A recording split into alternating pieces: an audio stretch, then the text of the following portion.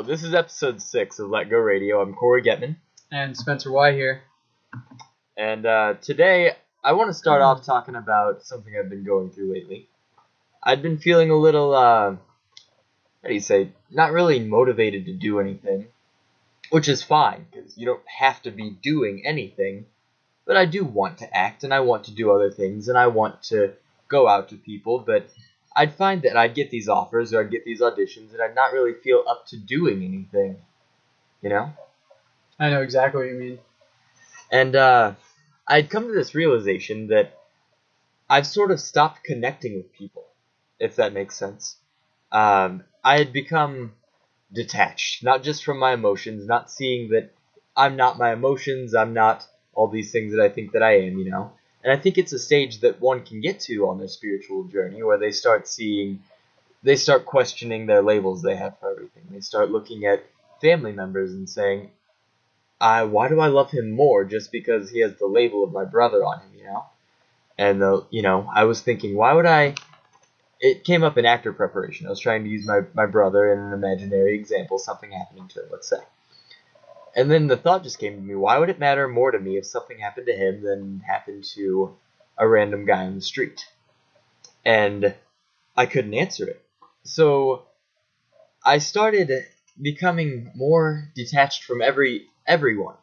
Instead of raising everyone up to the level of how much I cared for and loved my brother, I started pushing away the people that I'm closest to in my mind. I started lowering their status rather than raising everyone's. Rather than having this feeling of love and appreciation for every person, I started taking the people that I love and appreciate and moving them sort of down on my scale to how I see a complete stranger. Like, instead of everyone being princes and princesses in my mind, instead of seeing everyone as royalty and as wonderful as they are, I'd start seeing people as like a random person, or like, why would I care any more about this guy? So I saw everyone more as beggars, but when that realization hit me, all it took was the awareness.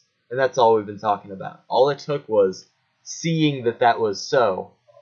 And it came to me, and honestly, I was in tears when it hit me. And since it hit me, I've been able to look at people and think, my God, I remember what it's like to see a person as beautiful. I remember what it's like to feel completely connected to a person, to feel compassion and love and care, rather than trying to distance myself and rather than not allow myself to have feelings. Like, I can allow myself to feel something again. Would you say something? I'm ranting here. No, I love this topic. I was just listening really intently, and I think this is fantastic. This is like a serious point for you, I think, because I think I've gone through this in different ways, not quite the same example, but I have definitely had long periods of time, and even my girlfriend Morgan could testify to this, because I have told her these things in the past, but I don't feel emotionally attached to anybody, anytime, even now. And attached is a different word. That kind of is steering in a different direction. I want to reword that. More like emotionally available, I guess, is a possible. Okay, that is much better. Scenario, I was going to say, you don't have to be emotionally attached to someone to care about them, love them, and enjoy them. Right. But emotionally available, I got you. That's what I've been feeling. That's a good word for it. I've been feeling very emotionally unavailable. Like, I wouldn't let myself feel things almost out of, again, I don't want to say fear, but just that I built these barriers for myself. And these are the kinds of things we've been talking about that people put up for themselves. And I want to say, we're normal guys. We're human people. We go through these things. Very. We know about them, and we want to share with you exactly what we experienced, no covering anything up. And this is what I've been going through. I've been going through not letting myself feel these things because of my own barriers.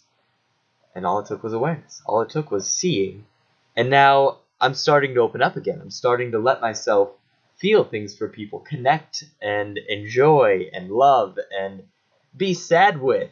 And, I don't have to just be a teacher and be this perfect, rock-solid example for anyone. I'm one of you. Yeah, it's so much better that you're not different though, because people. Why would I want to be? Why would you want to be? But I mean, you're different in your own ways. Your genetic, all the obvious stuff. But we're all kind of same in this sense that we're on a journey. We started somewhere. We're going somewhere, and none of us really know where that is. But it kind of doesn't matter. Like we were talking about earlier, Kory. We can have a plan. You can make a plan because things you do in the present moment, it's very important that, and we've talked about this, to be super present and enjoy the moment and just really enjoy life, not be thinking all these things in your head. Like, for instance, what I love is when you can have a conversation with someone and these things start to come up with your head, like, I'm going to say this next, I'm going to say this next, but you stop listening to the person. So when you can build the muscle that shuts that stuff down, and you just go, you kind of kill the urge to just say something out of nowhere, right? I think that's a powerful part of this growth and journey process.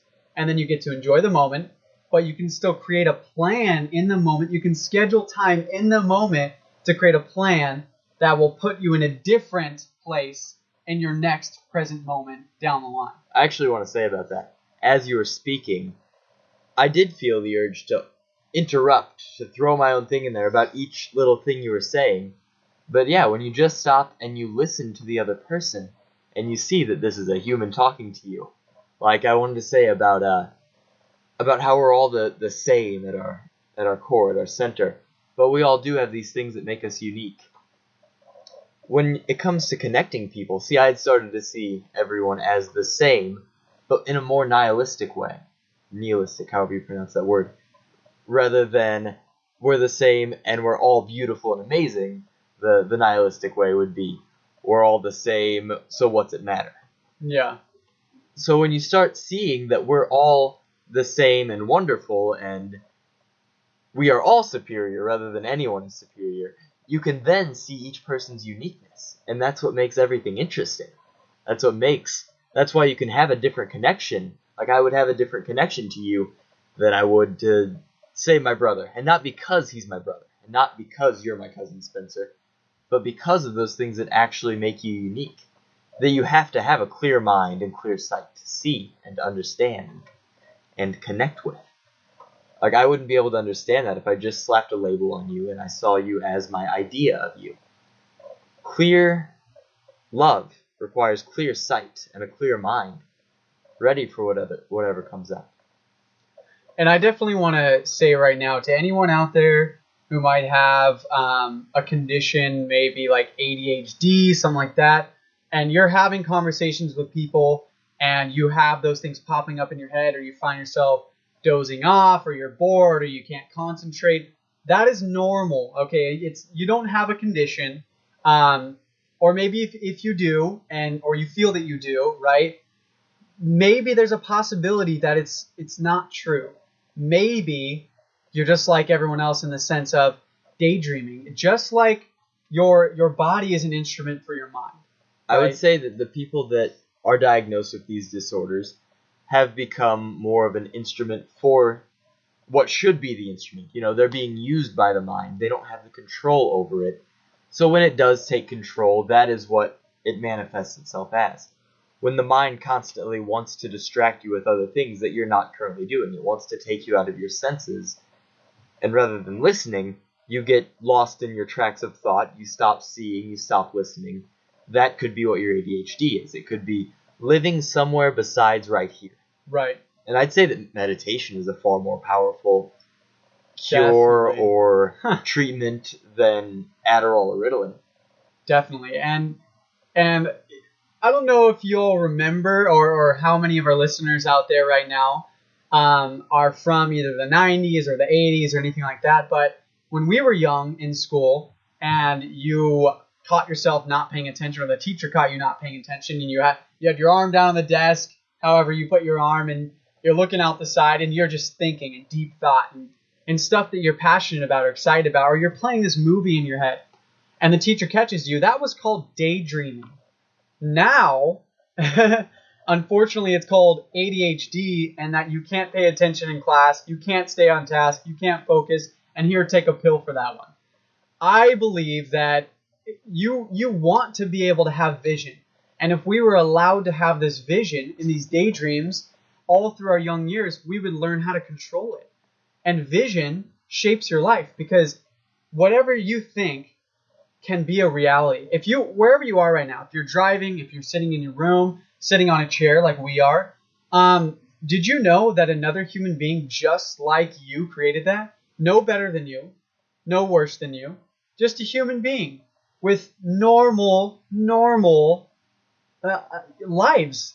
They're just normal people. But the ceiling fan that's going right now in our space for recording, a human being thought that up, just someone like with you. Normal human tendencies, someone with a mind that will wander occasionally. Yes. Someone, this idea just came to them, and these skills they learned over time, and they took the time and everything.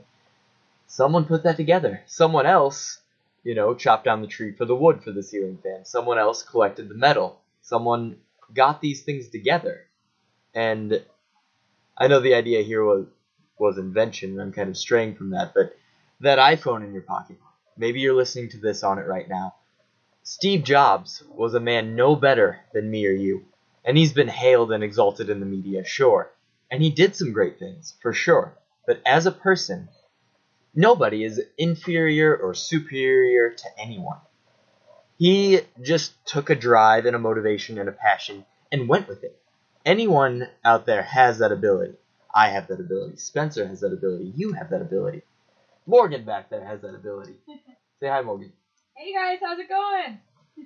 And I totally want to add to this, because let me ask you a question out there. Everyone listening, does the action or the idea come first? Which one? Where does it start? Does it start by you doing actions and then you go, I just did that? Or something like, you know what I mean? Like the idea of doing whatever you just did, compulsory or whatever it was, all of a sudden you had a realization like, I just did that.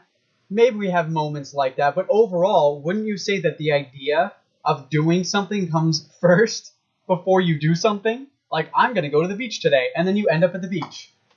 Sometimes it comes in and you just kind of end up there, but that can totally be how an idea works. Maybe you didn't even have the idea, it just ended up, like maybe the iPhone, let's go back to that example, didn't start as the iPhone. It started as the iPod, and then it gradually built up, and it ended up being the iPhone 6 plus, whatever today. Right. It obviously didn't start as that, but the idea just took hold and evolved.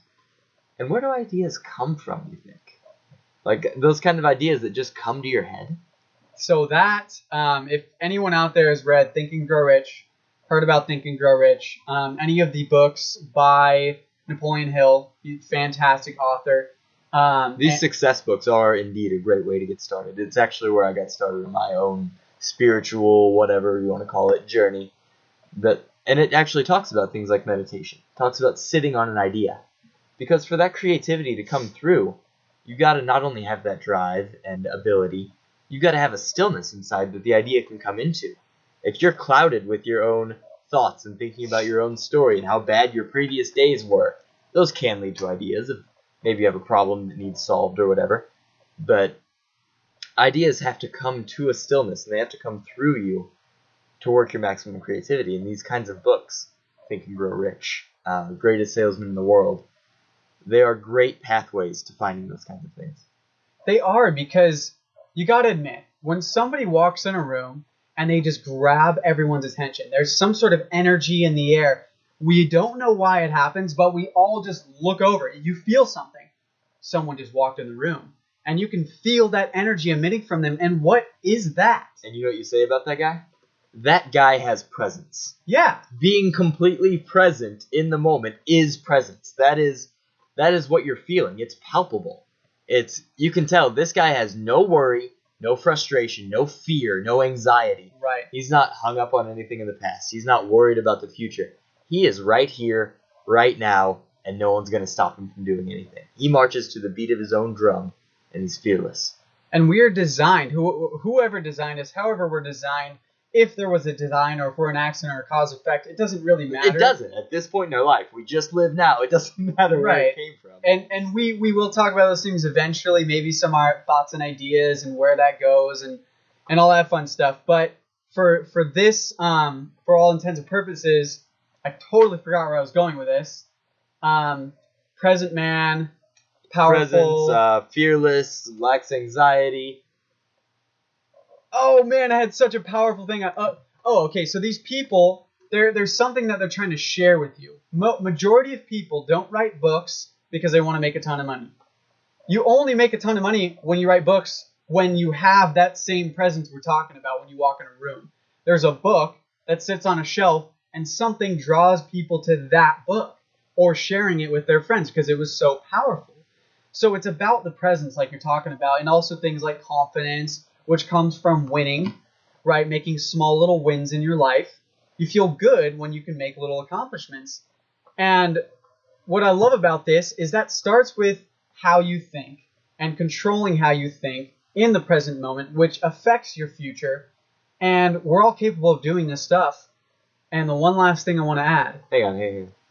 Before we move on to another subject. Okay. About that, people don't write books with the intention of getting rich, at least great books. Right. The best works of art are not produced with the intention of making money, of pleasing people, they come from an artistic center. They come from that clear-mindedness. But there's a saying that I've heard. I'm not sure if it's a quote or anything, but it's something along the lines of great ideas are never born in the boardroom, like the corporate boardroom. If you listen to pop songs on the radio, no one's going to argue that those are, they'll say they're catchy, but no one's going to argue that that's a beautifully written song. Yeah. But that's the kind of song that's written in a boardroom and for the purpose of making money to a T. They've got a method that they do it by. They've got a formula and a pattern that it follows. Yeah. But you look at music that's genius. They say a perfect album is, Pink Floyd's Dark Side of the Moon. Right. They call it like the perfect album. That definitely wasn't born in a corporate boardroom. That came out of these guys. Probably drugs, but probably some drugs and if that's what leads to your desired mental state, I have no condemnation of that. But I don't either. Just responsibly. Baby, everything with moderation. Sometimes that really is a true thing. But I love what you're saying there because really think about it. Most of these people that have started from nothing. A funny one is Justin Bieber. Okay, Justin Bieber, he gets talked about all the time. He's all over the place, right? Awesome artist, I think. Personally, in the way, I think he's very talented. I think he's very talented too, and he is sucked into the whole, corporate, capitalistic style of music and that part of the industry. But that's cool. Whatever, it's his thing. But what I was gonna say about that is I remember I was dating another girl back at that time. I was in high school. And her little sister was like googly-eyed over him and showed me him on YouTube, right? She's like, you got to check this guy out. He's going to be huge. This is when he released his first YouTube video of covering, I think it was Usher, one of Usher's songs. And that's how he got started. So he releases this little cover of Usher, right? And this girl's like freaking out. Justin Bieber didn't do that with the intention of making millions and millions and millions of dollars and being where he is. He just obviously was artistic. He loved making singing. music. He loved the songs he was listening to. He wanted to cover one. He wanted to play for people. He put time into it. And that's what this thing is. All those books about 10,000 hours, when people say that, that's really true. You don't have to dial in 10,000 hours. But what they're saying is do it a lot. Do what you love and do it all the time. Yes. And share what you love. And Alan Watts has a fantastic video on YouTube that's been pretty viral. And in there, he even says, find something that you love, don't do it for money, and do it until you get so good at it that you can charge any amount of money. And you'll never have to worry about money. What would you do if money was no object? Exactly, that's the video. I'm going to repeat that. What would you do if money was no object? By Alan Watts. But I want to say something on the drugs thing. A drug, in the way we talked about attachments as being drugs, a drug is only a drug if you're dependent upon it. If it's done in moderation, like, say, drinking socially just to have fun, it becomes a drug when you turn to it out of sadness, when you turn to it out of fear, out of, you want to get away from something. I would define a drug or an attachment as something you run to get away from something. So, I mean, if you do drugs and that brings out creativity in you, but you're not doing it to get away from something, then it's not so much a mental danger, depending on the drug. Yeah. I have don't think I have the things to add to expertise this. So I've been down that road. I've been there. Okay. And I do have to say that that's a really gray area. It's really, really tough because it so depends on the person. It's a very personal, subjective basis. Yeah, it's tough because there's no overarching way to put this. It's a dangerous road to go down. It can be. It depends. See, that's the whole thing. Right. It's like some people, I'm almost like, dude, I'm gonna slip something in your drink because you need to see a different perspective on life. But then other people, it's like, dude, you do not have the mental capacity to mess around with that kind of stuff because you can't find your center. You can't say this is gonna only be 5 hours. I'm just here to experience it, and after that, I go back to normal life, and I take some things from this. You use it like a tool. For the record, not recommending anyone take drugs. Yeah, do drugs. We are not. Personal experience. Do whatever you feel like. We're gonna do whatever we feel like. Right. I saw a poster that said 3 hits of acid and $1,000 can change the world, or something like that. That's because Steve Jobs. Profound. That's why, yeah, because Steve Jobs did a lot of acid, and he writes about that. He talks about that openly, actually. Did he do a lot? I thought it was just like one trip, and then he. No, quite a bit. Yeah. Huh. One trip wouldn't change your life too much. I don't think. It's more of a progressive thing. Yeah, it's a progressive thing. Alan Watts talks about LSD. Yeah, and he says that one trip is enough to do you for a while, and maybe if you need like a refresher on the awakenings that one time brought you, you would definitely have some massive perspective shifts. Like I did, but not the first couple of times. So maybe that was just my experience. But yeah, definitely not recommending it. Where I wanted to take this, just to be in a safe place with it for you guys, since it's up here, is I would definitely recommend doing as much homework as possible and stuff. And then here's the only danger. Here's the only thing I want to warn you about. You may get into the cycle where you're telling yourself and you honestly believe it. That's the hardest part. You actually think it's reality. Where you're going, believe what? I'm working. Well, I'm going to say it right now. I'm working. I'm doing great. I'm making good money. Or I'm going to school. Or I'm taking care of my responsibilities, right? I should be allowed to do the things that I want to do. And after a while, this stuff really will have an effect on you. It's not. Are you talking about drugs still? Yes. Okay. That's what I want to close with. Is just really find people who, if you're gonna try it, find people that do it responsibly, hang out with them, try it that way, and that's it. And I think we should move on to something else now. All right, or back to something else. Yeah. We were talking about Think and Grow Rich. What did you mention that? I mentioned that because in Think and Grow Rich, he talks about what he calls the essence. Remember you said, where do great ideas come from? He calls it infinite intelligence. That's what it is. Infinite intelligence, that's it. So Bob Proctor talks about this. Bob Proctor's huge. So in this, are they talking about the one consciousness? Not necessarily. It can be, but it's more like what you said. Where does that idea come from? And here's how I think of it, and this is what changed my life. If you actually sit down, if you have a problem in your life, which everybody does, we all do. We have problems right now. We could be sitting here thinking about them, but we're doing something we're passionate about, right? We're getting good at things. How much time are we at? It's 6:27 p.m. on a Saturday night. Cool. We're 24 minutes in. Great. So we're gonna give you guys about a 30-minute podcast today, which should be fantastic. So what I was saying about that. Infinite intelligence and what? Right, I got that. Where these great ideas that come to you, this is what changed my life. If you look at a problem you have, instead of going, man, it's not fair, I don't understand, or whatever it is that we all naturally do before we're self-aware, and we realize that doesn't do anything, we're wasting more time, is ask yourself this question. If I was a person that could solve this problem, what would I do right now? It's amazing how powerful that is. You're actually going to come up with an answer out of nowhere. Where does that come from?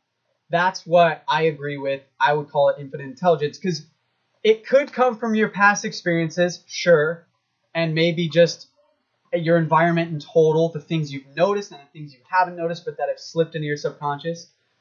But really, you do pull this stuff out of almost, it seems like, nowhere. These new things just come to you. It's kind of what I was talking about like, imagine that a second person is talking to you and they're having these problems. Right. If they were to ask you for advice, you'd be able to easily tell them what they should do. But when you have your own problem, it's very hard to look at it objectively. So I think we talked about it in episode 4. Look at your problems objectively, like you're an outside source. Like, okay, I want to be a big name actor, whatever. I want my acting career to go somewhere. Should I do what I've been doing and just sit around and wait for an agent to call? Well, let's see. I've been doing that for months now and it's not working. If anyone else had come to you and asked you, what should I do to get my acting career off the ground? You'd probably say, well, with today's technology, you could probably create a lot of your own material. You can sit down and write. You have actor friends with access to equipment. Yeah. You can make your own stuff. You can submit it to festivals. You can go out and do whatever. You can join an improv group. You can get on stage. You can get noticed by other people. You can go out to casting director workshops. You'd be able to come up with a million different things because you're solving the problem for someone else. Because you pretend that you are someone else asking you for advice. That's that kind of thing. Exactly. Like, how do I get over this problem? The other person might even say, inside your own head, is that really a problem? Is that worth fussing over? What's the big deal? So paint this picture. If you're visualizing this in your mind, how does that look for you? What are you sitting across from a person? Is it you and what is it that I do personally? I say it out loud. I don't. You do, okay. Yeah, I don't close my. Actually, when I was reading Think and Grow Rich, I did what the book said. Now I just say it out loud. But back then, he had talked about, Napoleon Hill talks about, he would close his eyes and picture like a second him, and he would like send it ahead to reserve a parking space. I think is the story that he told. Do you recall that? Was that in Think and Grow Rich, or that might have been in a different Napoleon Hill? That's in a different book. That is in Napoleon Hill's something. But when I first came up with that, I came up with sort of an imaginary version of myself that I would sit and talk with, and I called him Get2, as in my last name, and he's the second version of myself. That's awesome. So before an audition, and I should probably go back to doing this because it was very effective, but I would have him, like I would picture him, or as me, sort of, and I'd tell him to go ahead and tell the casting director I'm on my way. Get a feel for the space. Let him know what I'm about to bring to the table. Let the casting director know exactly what is coming his way with me. And then I'd show up to the audition, and I'd go in like I'd already been there before. Like I'd already pictured the space, even if I didn't know exactly what it looked like. And I'd walk in thinking, yeah, this casting director's already expecting me. He knows what's coming in right now. It's like we're already, he's good with me. He's good with whatever I feel like doing. And it was a very powerful thing. That's awesome. But that was, that might have been, he has another book, like Secrets of Success, or I think I listened to it on audio. He has a couple books that are not as popular as his Think and Grow Rich, and I've heard them. I actually haven't listened to anything else. He did have a talk show for a while, which is strange. It's in black and white. It's super old film. It's like when they first created video cameras. It's amazing. It's him sitting behind a desk, and he goes through like, oh my gosh, it's like 13 steps to, I don't even remember what it was. That might have been what this was in. Okay. That very well might have been.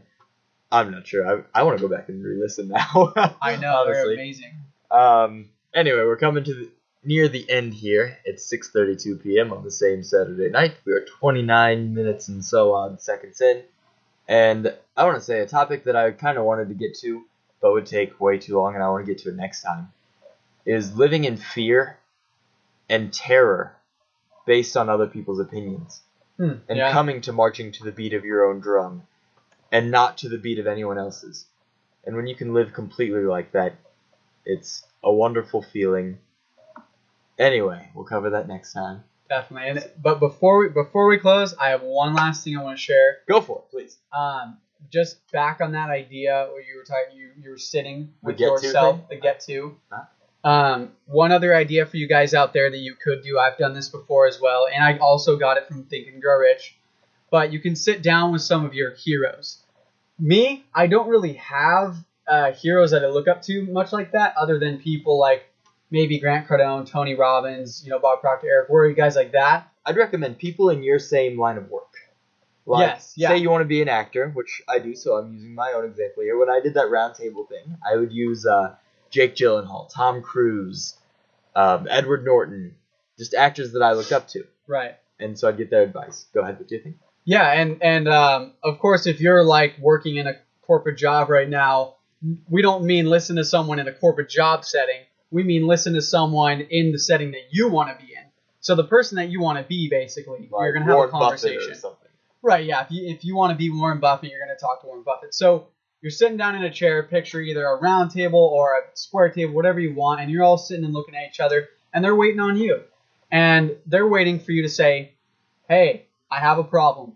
Here's the problem. And you put it out on the table. And the funny thing is, and it's almost like mind-blowing the first couple times, these characters in your own mind will actually take on characteristics of the real people.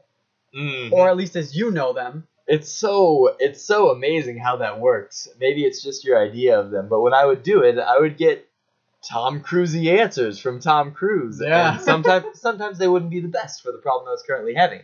So then I'd have to turn and be like, all right, Jake, give me some actual gold here. Yeah. And Jake Gyllenhaal would give me a very Jake Gyllenhaal-y answer just from what I had gathered from his interviews and his movies and such. Right. For each person in your round table, I'd recommend doing a little research on, and so you know the things that they do, the decisions they've made. Watch videos if those are available. I mean, if Abe Lincoln is in your round table, it's probably not possible. Yeah. But anyway, so that's just a practical means of how to connect to that infinite intelligence. The other powerful one that we're going to end it off with is asking that question, if I were the person that would solve this problem, what would I do? Or if there's a problem and you see it, you say, I know exactly what could solve that problem, and it would be, and all of a sudden you're going to come up with an answer. Those words will just come out. It's amazing. Yeah. What we want to emphasize here is that what this does, this imagination using, this visualization, what it does is it makes the mind a tool for you to use. You're no longer being used by it. You are coming up with your own ways to use your mind to solve your mind. It's weird. It's like your mind thinks these are problems, but your mind is solving it. But you at your core, what is you, is using the mind to come up with these things, and it is using it to dip down into your subconscious, into that infinite intelligence. Because where those answers come from is not the mind, but it must be used to get to what those are. So to sum that up, yeah, your brain drives your body, but what drives your brain? What organizes the information into your brain? What is it, that essence? Because there's something moving everything in your brain, the electricity and everything, but what is telling it to do that? We don't have an answer. We don't. But in closing, be the one using the mind rather than the one being used by the mind. Thanks, guys. This is Kory Getman And Spencer WIght. on Let Go Radio. See ya. Have a good night. Or day. Good night. Or day. Good night. Or day. Good night. Or day. Good night.